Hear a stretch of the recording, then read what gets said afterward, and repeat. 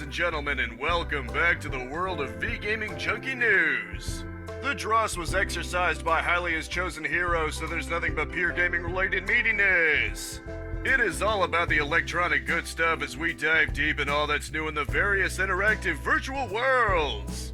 We start with the talks of Microsoft buying Activision Blizzard. As you may or may not know, that's a thing. Microsoft's CEO doesn't believe it will be halted by the US Federal Trade Commission, as some thought it might. Honestly, given that Disney is allowed to own as many companies as it does, they'd look like absolute hypocrites if they allowed one and barred the other. Granted, Disney has proven they're above the law, and by that I mean they can lobby Congress to change the law such as copyright in order to keep Mickey out of the public domain. Yes, I'm a bit salty about that, especially because it causes many other properties to also get affected, but that's besides the point. Given how many other major publishers exist, such as EA and Ubisoft, it probably won't be violating antitrust laws. I'm more surprised that Microsoft even wants Activision Blizzard at this point. Must see something with them, even though they've been thoroughly setting fire to their own reputation lately in many very critical ways. Oh well, maybe Microsoft can actually turn them around. I mean, hey, it's their money that gets wasted if it backfires. And speaking of companies buying up other companies, Microsoft isn't the only one doing such a thing. Sony is in fact biting back, and they're going after Microsoft's old fling. Yep, in case you didn't hear, Sony is in fact buying Bungie for $3.6 billion. You may remember them from such games as Halo and Destiny, as well as other games that aren't Halo or Destiny. Yeah, they made Marathon and Myth, but let's be real, those two are the big ones. No, this doesn't give Sony the rights to Halo. Much like how Rare didn't retain the rights to Donkey Kong, Microsoft still keeps that. Well, they get the rights to Destiny anyway. We'll see how well that works out for them going forward. Given that Destiny 2 went free to play, I can't imagine it will be a juggernaut like Halo used to be.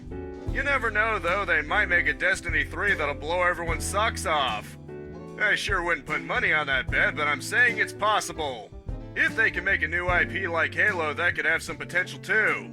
Really, anything's possible, but that doesn't mean it's actually gonna happen. And so we begin to move on to more lighthearted news stories. Hideo Kojima is starting his own podcast, for instance. Apparently it'll be exclusive to Japan though, so of course it'll be in Japanese. I doubt that'll stop the internet for very long though. I'm sure fan translations will come out in no time, probably the same day the actual podcast release. The description says they'll bring on guests to talk about deep subjects relating to things like video games and movies. Given that this is the man himself, Hideo Kojima, I'd be lying if I said this didn't have me pretty curious.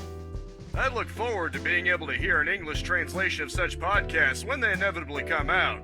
Apparently he already teased a radical new project in January and his company talked about a TV and film arm, so I'm sure he'll have plenty left to reveal.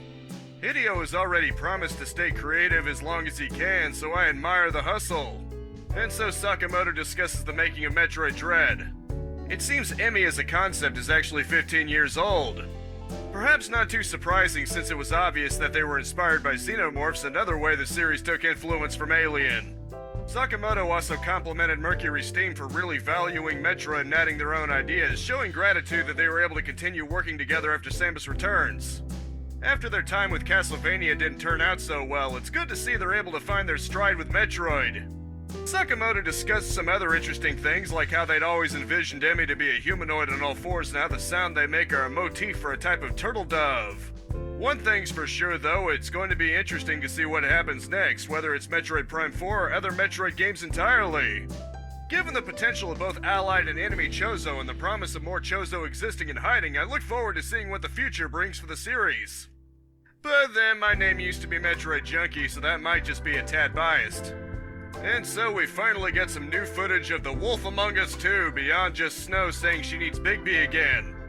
It's painted as Bigby talking to an anger management group.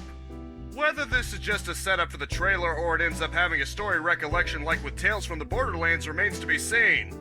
It shows him with a lead on someone and heading into an apartment building. He's arresting what looks like a straw man before being jumped by what looks like a robot. I'm sure I wasn't the only one getting Wizard of Oz vibes with the Scarecrow and the Tin Man. After all, Bupkin is just one of the Wicked Witch's flying monkeys, so it would make perfect sense. There's even a redhead girl who's probably their version of Dorothy.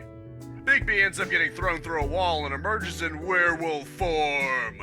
Not gonna lie, this is an upcoming game that I'm actually kinda looking forward to. I hope it turns out good, I can't wait to play it. So, have you ever seen a gaming PC so hot that it could shoot a hole into the surface of Mars? Eat your heart out, Samuel Hayden, because this mad lad actually made a PC in the shape of the BFG 10K from Doom Eternal.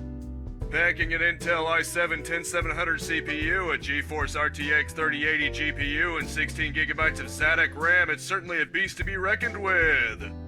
The PC's designer, Celica, mentioned that he based it off of gun turrets and added his own elements to make it his own style. It definitely puts my basically office computer with a good GPU slapped into it to shame, and while it probably can't cut holes into planets, I bet it can run Doom Eternal like a dream. Let's just hope it uses this ultimate gaming power for good. And finally, I hope you're prepared for an unforgettable Luncheon graphic adventure. In the style of games like Monkey Island, Neo Dement turned the internet-famous steamed hams from The Simpsons into a full-on adventure game. Around 6.5 minutes long, mind you, since it's a pretty short scene. It's fully voiced, but it also has a delightfully devilish chiptune version of the whimsical song in it. So there's not too much to this one, but it's very pleasing to see this meme kept alive. And hey, this graphics adventure framework can probably be used to make other games too, so that's pretty nifty. Now if you'll excuse me, I have to go attend Aurora Borealis. Localized entirely within my kitchen, yes. And as always, from the page of Games Radar, it's time for the latest round of release dates fresh out of the oven. We start out with Lost Ark for PC and Unbound Worlds Apart for Xbox on the 11th. The 14th has Call of Duty Warzone Season 2 for PC, PS4, and Series X, as well as Infernax for the old Band of 4 and Series X. The 15th has Dynasty Warriors 9 Empires for all major platforms, new and old, while the 17th has King of Fighters 15 for PC, PlayStation, and Series X, as well as Total War Warhammer 3 for PC. The 18th has Horizon Forbidden West for PlayStation, while the 22nd begins with Destiny 2, The Witch Queen for PC, PlayStation, Xbox, and Stadia, as well as Ghosts for the old Band of 4. Finally, the 23rd has Edge of Eternity, Cloud version for Switch, while the 24th has Martha is Death for PC, PlayStation, and Xbox. This week's epic freebie until next Thursday is Windbound, an adventurous game about exploring islands and surviving. I should probably also start mentioning the freebies if you happen to have Amazon Prime. This month it's Stellaris, Galazzo, Soccer League, As Far as the Eye, Ashwalker's A Survival Journey, and Double Kick Heroes. And as you may have expected, that rounds out this news week. I hope you all enjoyed and were well enough informed. I still Let's Play every single day, 10 a.m. and 2 p.m, live stream Mondays and Fridays unless otherwise specified via the community tab at 4:30 p.m, and I swap between game reviews and game news videos Thursdays at 6 p.m. Of course, that's Eastern Standard Time. You can always subscribe and skyward strike that bell icon if you don't want to worry about keeping track of time zones. A like is always appreciated for those algorithms, but I just hope you genuinely enjoyed yourself, and that is it for now. Thank you so much for tuning in with me. Spread this video around like the beauty of my Wi-Fi, and I'll see you next time. Capitalize on life, peace out, have a good one, and I'll see you next time.